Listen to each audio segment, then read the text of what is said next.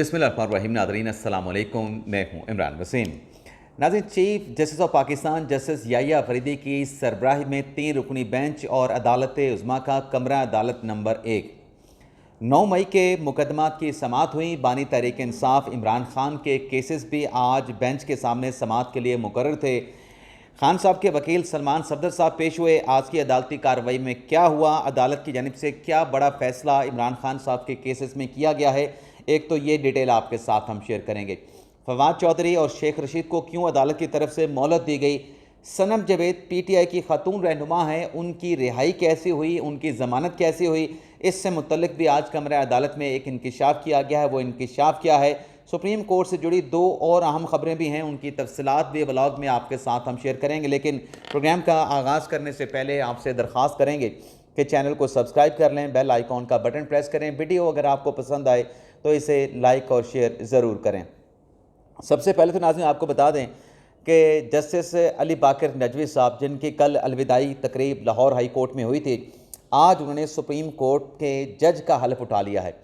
Supreme court के ceremonial hall में ये तकरीब हल्फ बर्दारी हुई। चीफ जस्टिस याहिया अफरीदी की जानिब से बाकर नजवी साहब से सुप्रीम कोर्ट के जज का हल्फ लिया गया और इस तकरीब में सुप्रीम कोर्ट के तमाम जजेस मौजूद थे। मंसूर शाह साहब भी थे, मुनीब अख्तर साहब भी थे, आयशा मलिक साहबा भी थी, बाकी भी तमाम जज साहबान मौजूद थे, वकला भी थे, अटॉर्नी जनरल भी थे और हम साफ़ी हजरात भी मौजूद थे।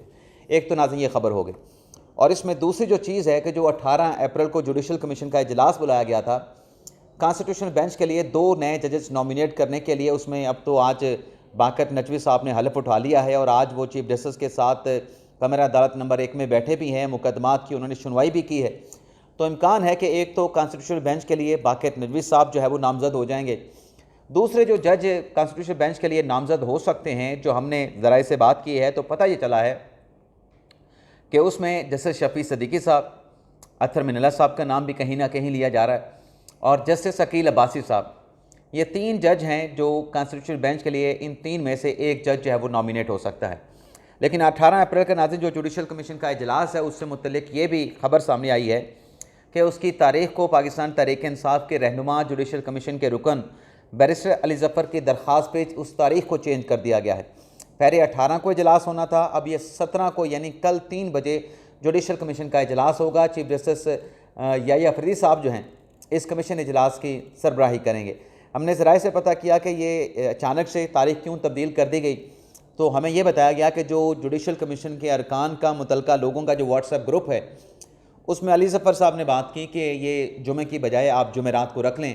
तो 9 लोगों ने अब जुडिशल कमीशन के इस्लामाबाद के लिए, सुप्रीम कोर्ट के लिए 13 अरकान हैं, तो 9 लोगों ने उस तजवीज़ को कि 18 की बजाय 17 जुडिशल कमीशन का इजलास होना चाहिए, तो उस 9 लोगों ने जो है उसको इंडोर्स कर दिया। तो फिर उसकी तारीख को जो है वो तब्दील कर दिया गया। अब 18 की बजाय 17 को जुडिशल कमीशन का इजलास होगा। अब नाज़रीन आ जाते हैं जो 9 मई से मुतल्लिक चीफ जस्टिस याहिया अफरीदी साहब की सरबराही में 3 रुकनी बेंच ने जो समाअत की है। सबसे पहले नाज़रीन केस टेकअप किया गया तहरीक इंसाफ के रहनुमा शहरियार अफरीदी साहब का। अब शहरियार अफरीदी साहब की ज़मानत नीचे से हो चुकी है। यहाँ पर अपील जो है वो पंजाब हुकूमत की थी। ये पंजाब की टेरिटरी में जो शहरियार अफरीदी के खिलाफ मुकदमा दर्ज हुआ था, उसके हवाले से अपील थी। तो शहरियार अफरीदी साहब का नाम पुकारा गया, वो कमरा अदालत में मौजूद नहीं थे। तो चीफ जस्टिस याहिया अफरीदी साहब ने कहा कि इस केस में भी वही ऑर्डर पास कर दें जो हम 9 मई के बाकी केसेस में आज तक हम जारी करते आए हैं। पंजाब के स्पेशल प्रोसिक्यूटर ने बताया कि जो बात की जा रही है कि सुप्रीम कोर्ट की तरफ से कोई ख़त लिखा गया है कि 4 माह के अंदर केसेस का ट्रायल अदालतें फैसला करें, तो ऐसा कोई ख़त सुप्रीम कोर्ट ने नहीं लिखा। लेकिन जो हाई कोर्ट के, लाहौर हाई कोर्ट के इंतज़ामी जज हैं, उनकी तरफ से ये डायरेक्शन मुतलका इंसदादी दहशत गर्दी के अदालतों को ज़रूर जारी है कि एक्सपीडाइट किया जाए जो ट्रायल जो है वो 9 मई से मुतल्लिक अदालतों में चल रहा है। फिर चीफ जस्टिस याहिया अफरीदी साहब ने भी कहा कि हम जुमे के दिन तक जितने भी 9 मई के केसेस हैं, इन तमाम केसेस में जो 4 माह की हम डायरेक्शन कर रहे हैं, क्योंकि 4 माह के अंदर इन केसेस का फैसला होना चाहिए, इन तमाम अदालती ऑर्डर्स को, रिटन ऑर्डर्स को जो है वो जारी कर दिया जाएगा। इसके बाद नाज़रीन केस टेकअप हुआ शेख रशीद साहब का। अब शेख रशीद साहब का मामला यह है कि उन्होंने ट्रायल कोर्ट में दरख्वास्त दायर की थी कि उनके खिलाफ ना तो कोई बराह रास्त 9 मई का केस है, ना ही उनके खिलाफ कोई गवाह है, ना ही उनके खिलाफ कोई शवाहिद मौजूद हैं। ट्रायल कोर्ट से शेख रशीद साहब ने कहा था कि मुझे इस केस से बरी किया जाए, लेकिन ट्रायल कोर्ट ने उनकी दरख्वास्त को मुस्तरद कर दिया था। ATC अदालत से दरख्वास्त मुस्तरद होने के बाद शेख रशीद साहब लाहौर हाई कोर्ट में आए, रावलपिंडी बेंच में, और रावलपिंडी बेंच में भी, लाहौर हाई कोर्ट में भी ट्रायल कोर्ट का फैसला बरकरार किया गया और शेख रशीद की अपील को मुस्तरद कर दिया गया था।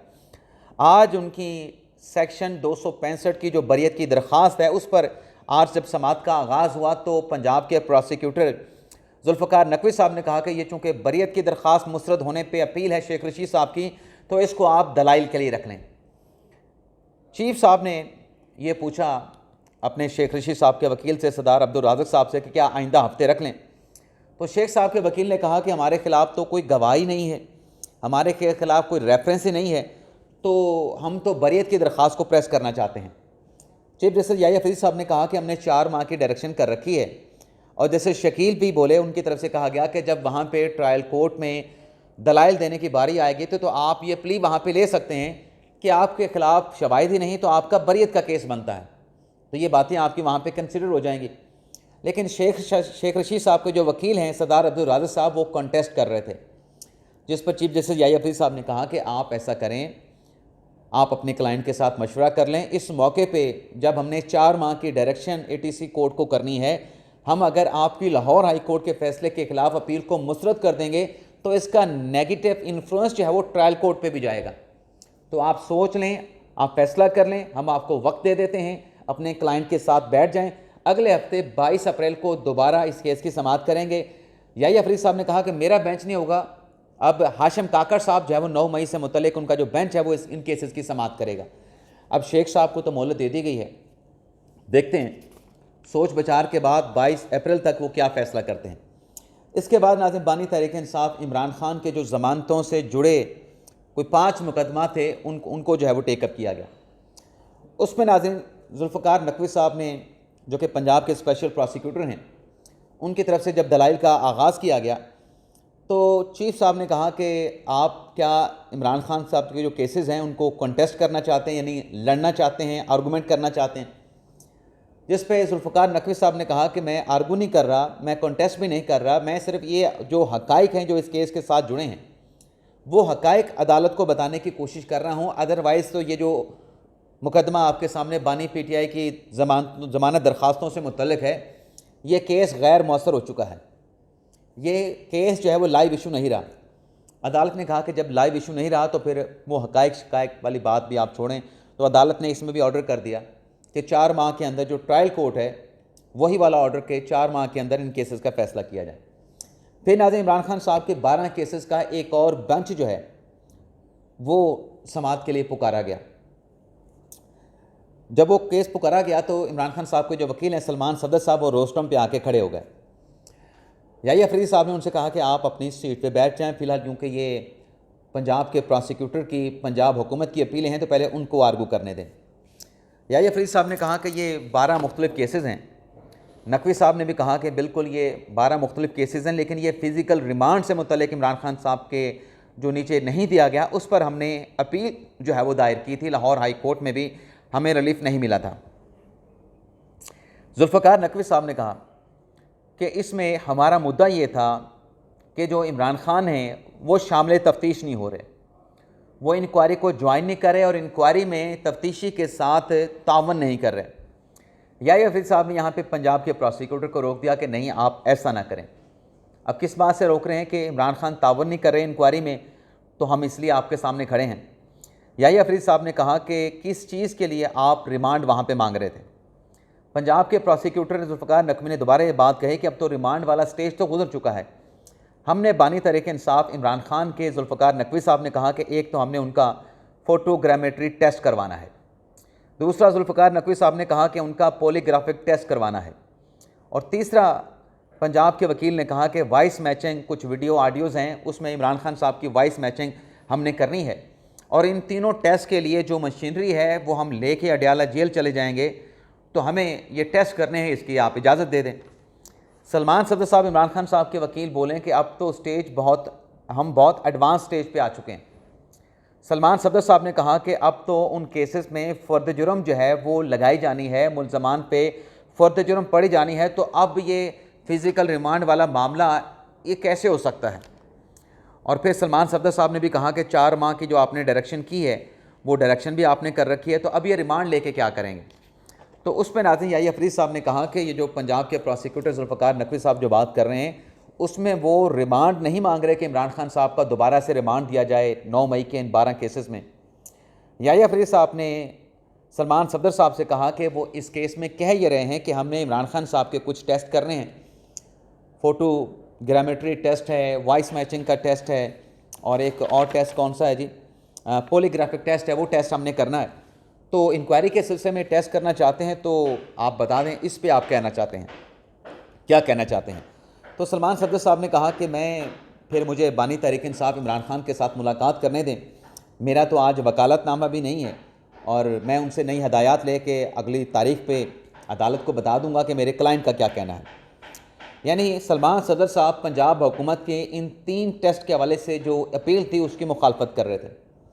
सलमान सफदर साहब ने कहा कि अदालत मुझे इस बात की इजाज़त दे, आज बड़ा अच्छा मौका है। सलमान सफदर साहब ने कहा कि मेरी जो बानी तहरीक इंसाफ इमरान खान के साथ मुलाकात हो, 300 केसेस में बानी पीटीआई इमरान खान को प्रोसिक्यूट किया जा रहा है, तो मेरी उनके साथ जो मुलाकात हो उसमें मुनासिब वक्त होना चाहिए कि मैं उनके साथ तमाम बातें, वक्त की कोई पाबंदी ना हो, मैं उनके साथ तमाम बातें कर सकूं और आके अदालत के सामने, क्योंकि वक्त कम होता है, तो फिर मैं अदालत के सामने आके वो हदायत बता सकूं।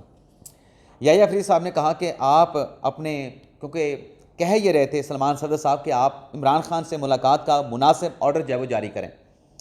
याहिया फरीद साहब ने कहा कि हम कोई हुक्म पास नहीं करेंगे मुलाकात का, हमारे हुक्म के बग़ैर ही आपकी इमरान खान के साथ मुलाकात हो जाएगी। जुमेरात को हम ये केस रख रहे हैं, आप आज मिल लें, कल मिल लें, अडयाला जेल बग़ैर अदालती ऑर्डर के आपकी मुलाकात हो जाएगी। पंजाब के प्रोसिक्यूटर को बुला के ये याहिया फरीद साहब ने कह दिया कि सलमान सफदर साहब की बानी तहरीक इंसाफ इमरान खान के साथ मुलाकात करवाई जाए। लेकिन सलमान सफदर साहब ने कहा कि आप इसको अगले हफ्ते तक ले जाएँ, तो केस की समाअत को 23 अप्रैल तक मुलतवी कर दिया गया। हाशिम काकड़ साहब की अदालत में ये केस लगेगा और सलमान सफदर साहब से भी कहा गया कि आप बता दें कब आपने मुलाकात करनी है, तो आपकी मुलाकात के लिए किसी कोर्ट ऑर्डर की ज़रूरत नहीं। फिर नाज़रीन बात आ जाती है, केस आ जाता है सनम जावेद पाकिस्तान तहरीक इंसाफ की खातून रहनुमा का। अब उनसे मुतल्लिक जो उनकी रिहाई हुई सनम जावेद की 9 मई के एक केस में, पंजाब के प्रोसिक्यूटर जुल्फ़िकार नकवी साहब ने बताया कि सनम जावेद का फ़िज़िकल रिमांड दिया गया था। फ़िज़िकल रिमांड पर जुडिशल रिव्यू किया गया। जुडिशल रिव्यू में जो जज साहब थे, उन जज साहब ने ये कहते हुए कि चूँकि फ़िज़िकल रिमांड की जो मियाद है वो मुकम्मल हो चुकी है, जितने दिन का रिमांड दिया गया था वो लैप्स कर चुकी है मियाद, तो लिहाजा उस केस में जुल्फ़िकार नकवी साहब ने बताया कि उसको जुडिशल करने के बजाय सनम जावेद को अदालत की तरफ से जुडिशल रिव्यू में सनम जावेद को केस से ही डिस्चार्ज कर दिया गया, उनके खिलाफ केस ही ख़त्म कर दिया गया। अफरीदी साहब, चीफ जस्टिस अफरीदी साहब इस केस को गैर मौसर करार दे के वही 4 माह वाली डायरेक्शन करना चाह रहे थे, लेकिन जब पंजाब के वकील ने यह बताया कि इस केस में तो जज साहब ने सनम जावेद का केस ही ख़त्म कर दिया, उन्हें केस से एक्विटी कर दिया, तो फिर चीफ जस्टिस याहिया फरीद साहब की सरबराही में 3 रुकनी बेंच ने यह ऑर्डर पास किया। तो फिर हम इसमें, क्योंकि आप फोकस कर रहे हैं कि फ़िज़िकल रिमांड के दौरान केस से डिस्चार्ज कर दिया गया, तो हम इस केस में नोटिस कर देते हैं। तो सनम जावेद की रिहाई कैसे हुई, ये जुल्फ़िकार नकवी साहब पंजाब के वकील ने बताई, और अदालत ने 22 अप्रैल तक केस की समाअत को मुलतवी करते हुए जो है वो सनम जावेद को नोटिस करके जो है उन्हें आइंदा समाअत पर असालतन या वकालतन जो है वो पेश होने का हुक्म दे दिया। अब आ जाते हैं जो फवाद चौधरी साहब के मुकदमे की समाअत हुई। फवाद चौधरी साहब के हवाले से नाज़रीन, वैसे तो हमें ये पता चला है कि सारी रात जो है उनके भाई फैसल चौधरी साहब 9 मई से मुतल्लिक इन केसेस की तैयारी करते रहे, और जब आज दलाइल देने की बारी आई तो फैसल चौधरी पीछे थे और फवाद चौधरी साहब आगे चले गए और उनकी तरफ से दलाइल का आगाज़ किया गया। जब फवाद चौधरी साहब रोस्टम पे आए तो चीफ जस्टिस याहिया फरीद साहब ने कहा, क्योंकि फवाद चौधरी साहब ये कह रहे थे कि मल्टीपल FIR मेरे ऊपर कोई 35 मुकदमात हैं जो दर्ज किए गए हैं और इल्ज़ाम उसमें एक ही लगाया गया है, तो जब इल्ज़ाम एक हो तो फिर एक ही ट्रायल होना चाहिए, मल्टीपल ट्रायल नहीं होते। याहिया फरीद साहब ने कहा कि जो आप बात कर रहे हैं आप CRPC में दिखा दें, अगर CRPC में उसमें रजू करने के लिए ट्रायल कोर्ट से कहा गया है, निचली अदालत से कहा गया है, तब को आपको वहाँ पे जाना पड़ेगा। लेकिन अगर रिट पिटिशन की बात की गई है कि रिट पिटिशन की जुरिस्डिक्शन आप इस्तेमाल कर सकते हैं, तो फिर आपका लाहौर हाई कोर्ट का जो ऑर्डर है उस ऑर्डर को हम यहाँ पे देख लेंगे। अब फवाद चौधरी साहब ने CRPC का जो मुतलका सेक्शन था 180 का हवाला दिया, 182 का हवाला दिया, किताब खोली, किताब को बंद की, सफ़े ऊपर नीचे कर रहे थे। तो याहिया फरीद साहब ने यह किया कि फवाद चौधरी साहब आप ऐसा कर लें कि इस केस को हम कल के लिए रख लेते हैं, कल आप तैयारी करके आइएगा, तो हमें इसके ऊपर आपकी बात, अगर जो आप बात कहना चाह रहे हैं, अगर ज़ाब्ता फौजदारी में उस बात की इजाज़त है कि ऐसी सूरत हाल में आपने रजू करना है डिस्ट्रिक्ट जुडिशरी से, तो फिर तो आपको वही फॉलो करना पड़ेगा। लेकिन अगर CRPC में ऐसी प्रोविजन नहीं है तो फिर आप रिट जुरिस्डिक्शन में जा सकते हैं। तो फिर हाई कोर्ट के फैसले के खिलाफ जो आप हमारे सामने खड़े हैं, फिर आपके केस को हम देखेंगे और आपकी इस्तदा के ऊपर भी हम जो है वो कंसिडर करेंगे उसको कि क्या करना है उस हवाले से। तो यहाँ पे फवाद चौधरी साहब को भी कल तक जो है वो मोहलत दे दी गई है। तो ये था नाज़रीन हमारा आज का वीडियो लॉग। आपसे इजाज़त चाहते हैं। अल्लाह ताला हम सब का हामी नासिर हो, अपनी दुआ में याद रखिएगा। अल्लाह हाफिज़।